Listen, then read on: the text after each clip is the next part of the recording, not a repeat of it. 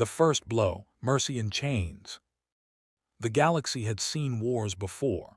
Fleets clashed, planets burned, and treaties stitched the ashes together. Yet none of it prepared them for the day they turned their gaze toward Earth.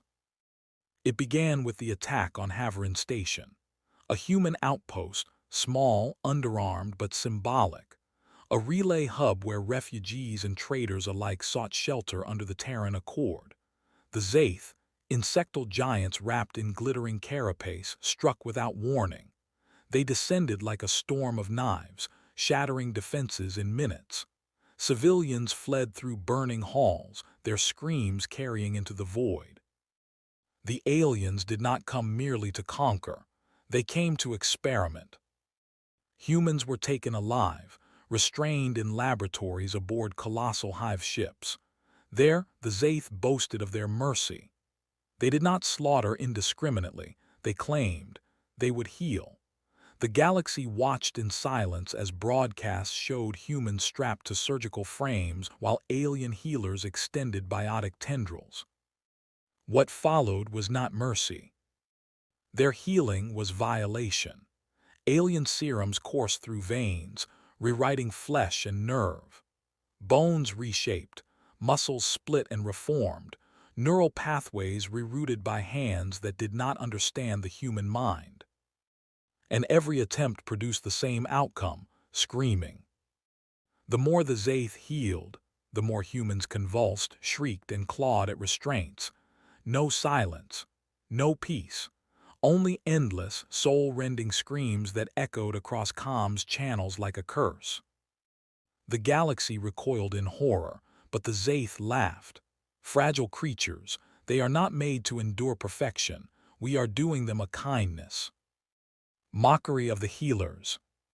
In council chambers across the stars, delegates whispered, "Humans are resilient. Why do they scream still?" But the Zaith broadcast their triumphs. They showed humans broken, begging for death as alien hands insisted they be made whole. "We give them life beyond their weakness," they proclaimed. "We save them from themselves." The arrogance was boundless.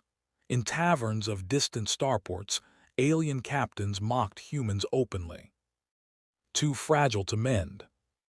Too primitive to withstand grace. Too loud to be endured. On Coral Prime, statues of bound humans were erected as mockeries, mouths frozen open in eternal scream. Children of other races laughed as they passed.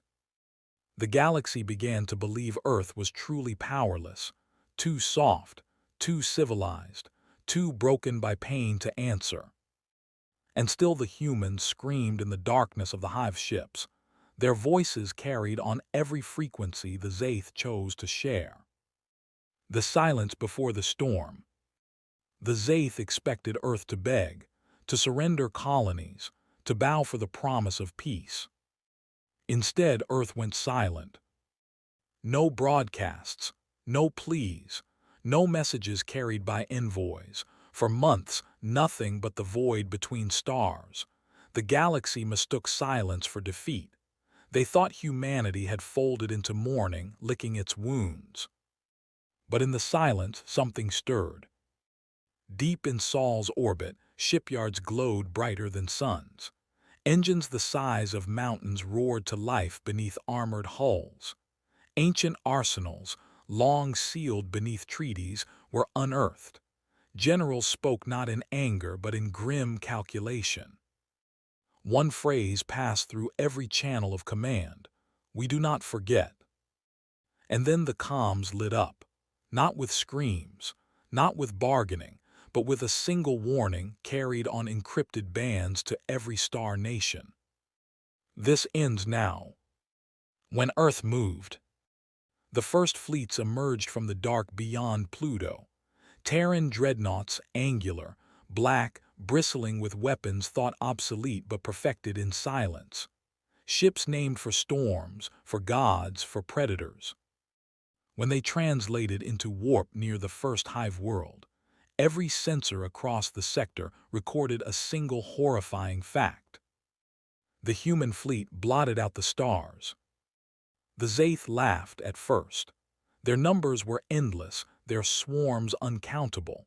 They believed these were fragile ships commanded by fragile minds. They broadcast taunts even as human dreadnoughts took position. Then the bombardment began. No warning, no demands, no diplomacy. Human weapons struck with apocalyptic precision. Entire hive cities vanished in plumes of molten crust. Orbital fortresses, long thought impenetrable, folded like paper beneath kinetic lances. On the open comms, one Zaith commander screamed, "Why will they not speak? Why do they not demand?" The reply came not in words, but in fire. Retribution unleashed. The galaxy had never seen war waged like this. Human fleets did not pause, did not claim territory, did not enslave. They annihilated, one hive after another. Planetary biospheres boiled, moons shattered, swarms burned in their own hangars before they could launch. And always the same terrible silence from humanity. No taunts, no explanations, no mercy. The only sounds were the screams of the Zaith. As their empire collapsed under a storm they could not comprehend. When the Zaith attempted their healing tricks on human prisoners to break morale, it backfired spectacularly. For those same humans, twisted and scarred by alien hands, were released in battlefields where their cries became a weapon. Their pain, raw, endless, uncontainable, echoed through psychic channels the Zaith themselves used to coordinate. The Zaith fled their own hives, clawing at their heads to escape the psychic resonance of human agony. Their great healing arts had become their curse. And still the human fleets pressed forward. The shattering of suns. The climax came at Coral Prime, the very world where statues of screaming humans mocked Earth. The Zaith had gathered every fleet, every queen, every ounce of their pride to defend it. Millions of ships swarmed the void, blotting sensors with sheer mass. The humans arrived in silence. For one long, terrible moment, both sides faced each other across the black. Then Earth's admiral spoke only 2 words. "All fire." What followed defied comprehension. Orbital bombardments so vast they cracked the planet's mantle.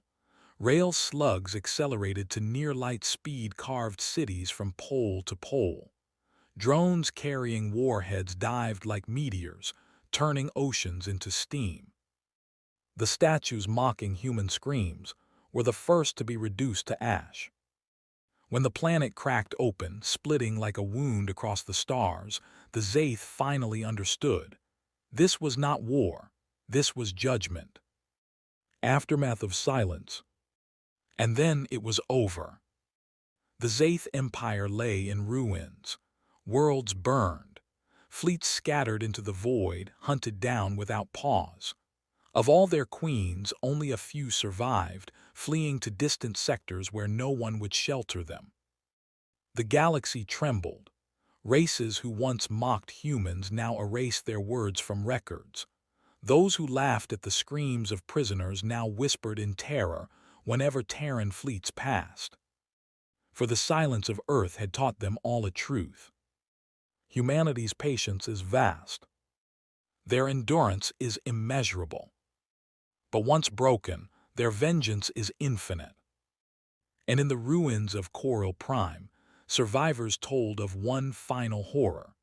For amid the firestorms and collapsing crust, human ships broadcast only a single sound across every frequency. Not warnings, not orders. Screams. The same screams the Zaith had drawn from their victims, played back, amplified, and hurled into the void as a reminder. A reminder that Earth does not forgive. The whispered oath. Now across the galaxy, rulers and merchants alike carry a whispered oath. Never provoke Earth again. In council halls, voices lower when the subject of humanity arises. Children are told stories of the day the healers tried to mend humans, only to unleash unending torment. Priests speak of the fleets that blotted out suns, the armies that fell like storms, the judgment that came without mercy. No one remembers the laughter now. Only the silence, only the screams, and the vow that follows every whisper. Do not awaken them, do not test them, for if Earth answers again, it will not stop until the stars themselves burn.